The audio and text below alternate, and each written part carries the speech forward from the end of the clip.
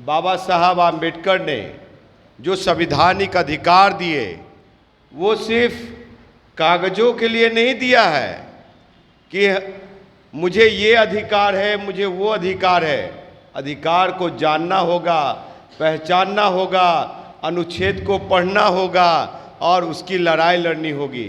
आज भी आज़ादी के 76वें साल बाद भी हम लोग गुलाम हैं, हम लोग की पूर्ण आज़ादी नहीं मिली।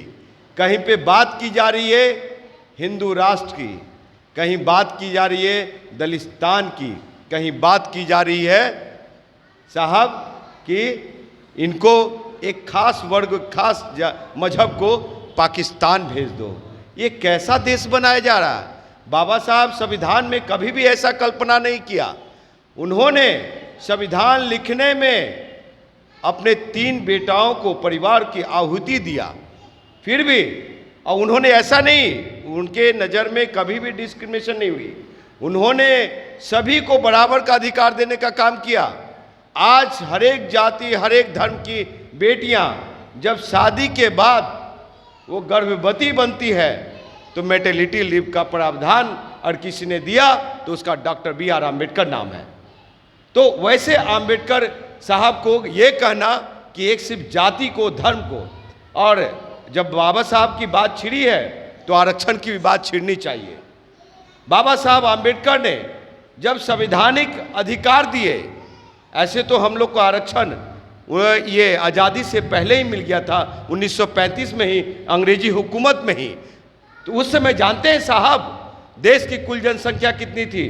देश की कुल जनसंख्या मात्र 40 करोड़ था। आज हम लोग की कुल जनसंख्या कितनी है? देश की कुल जनसंख्या कितनी है? 140 करोड़। लेकिन हमारी आरक्षण 22.5% का 22.5% ही है। ये हम लोग बहुजनों को शर्म आनी चाहिए। और हमारे नेतृत्वकर्ता जो लोकसभा में बैठे हैं, जो विधानसभा में बैठे हैं, जिस अनुसूचित जाति जनजाति के आरक्षित सीट पे बैठे हैं, उन लोग को शर्म आना चाहिए, हाथ में चूड़ी पहन लेना चाहिए। कोई बात करते हैं समृद्ध दलितों को आरक्षण छोड़ देने का, कोई बात करते हैं EWS को 10% आरक्षण दे देने का। साहब आज अगर आरक्षण दिया जा रहा है, आरक्षण को बढ़ाया जा रहा है, तो हम देश के अनुसूचित जाति जनजाति का जो आरक्षण है 22.5%, उसको बढ़ा करके 35 से 40% किया जाना चाहिए। ये इंजीनियर राजकुमार पासवान की मांग है और मांग कर रहा है जंतर मंतर से लेकर के बिहार के हर एक जिलों में जा करके। लेकिन कोई हमारे ही समाज के जाति के लोग, हमारे ही बीच के नेता लोग, मैं नाम लेना नहीं चाहता हूं मैं, वो लोग किसी का हनुमान बना हुआ है, किसी का एजेंट बना हुआ है।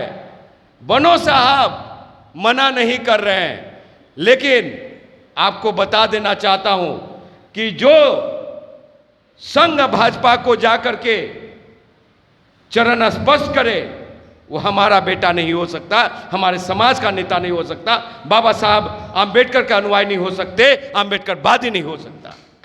ये मेरा मानना है।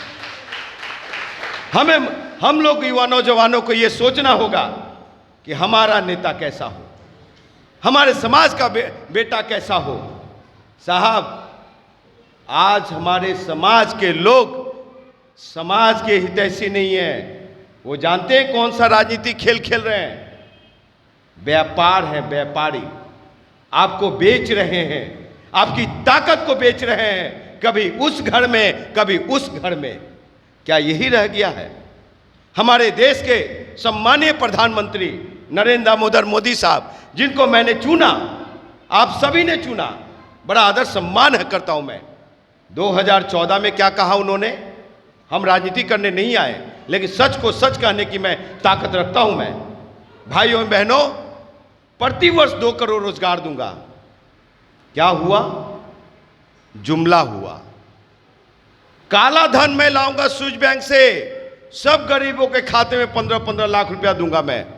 आए क्या किसी के खाते में 15-15 लाख? हम भी खुलवा लिए थे खाता कि हमारे भी खाते में मोदी साहब का 15 लाख रुपया आ जाएगा, क्या कि हम भी BPL के नीचे हैं। जरूर हम ऐसा पहने लिखे मतलब पहने हुए हैं, देखने में भी सुंदर हूं मैं, लेकिन साहब गरीब हूं मैं, जेब से फकीर हूं मैं। तो बाबा साहब आम्बेडकर का मैं इतना ही कहूँगा कि राजकुमार पासवान का बिहार में, दिल्ली में हर एक मंचों से अगर आवाज़ गूंजता है तो हमारे बाबा साहब आम्बेडकर का देन है और किसी का देन नहीं है बंधुओं। साहब वो दिन क्यों नहीं याद करते?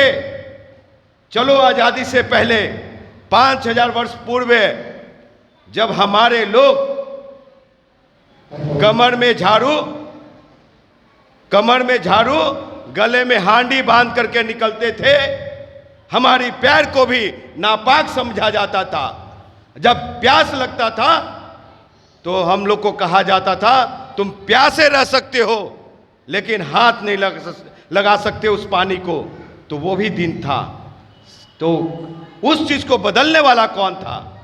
आप सोच सकते हैं कभी कि उस समय गोलमेज सम्मेलन हो, पूना पैक्ट हो, कोई भी लड़ाई हो, बाबा साहब अकेले लड़ रहे थे। आज हम लोग इतने सारे लड़ने वाले लोग हैं। 140 करोड़ आवाम में बहुजन कितने होंगे, दलित कितने होंगे, आप और दलित एक्टिविस्ट कितने होंगे, इसको सोचने समझने की जरूरत है।